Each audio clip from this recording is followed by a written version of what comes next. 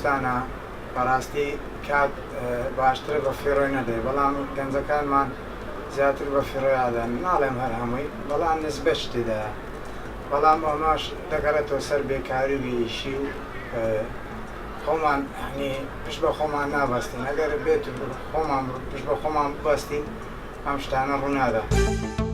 بەڕاستی کات شتێکی زۆر زۆر گرنگە لە لای هەموو گەنجێکی بەڵام لە وڵاتی مە کات ناتوانێت و دابیکەین چونکە کاتی ئیشکردنمان دیار نییە ئاینە سەعات 9 سبێن ئیش دەکەێت تا سەعات 12 شەوێ کاتی ئەوەت نییە بتوانانی ینی کاتەکانت کۆ بڵێ دابەش بکەی بینی کاتی ناخواردن یا کاتی ئیشکردن یا کاتی سەرقاڵبی بە خوێندنی کتێبە کات شتێکی زۆر گرنگە بۆ هەموو گەنجەک بەخۆ میش داوا دەکەم لە هەموو گەنجێک لە هەموو برایەک زۆر گرنگی بەکات بدا ئەگە تو گرنگت بەکاتدا بزانە هەموو شتێک لەکنت ئاسان دەبی ئاسایی دەبی.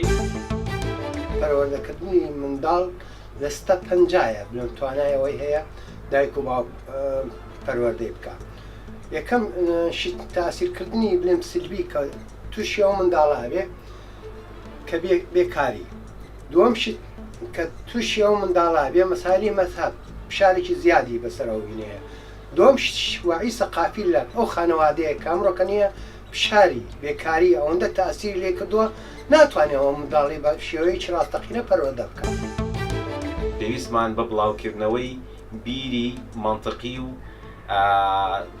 بەرەو پێشبردننی بیرۆکەی گەنجەکانمان یاخود ڕاهێخەکانمان هەیە بۆی بتوانن باشتر بڕیار بدەن لەسەر داهاتووی خۆیان و بشزانن کەوات شتێک لۆجیکە و کەوات شتێک گونجاوە بۆ حیاتی ئەوان و بتوانن ببنە ساحب ڕەئی خۆیان تاوەکو بۆ خۆیان بتوانن بڕیاردن.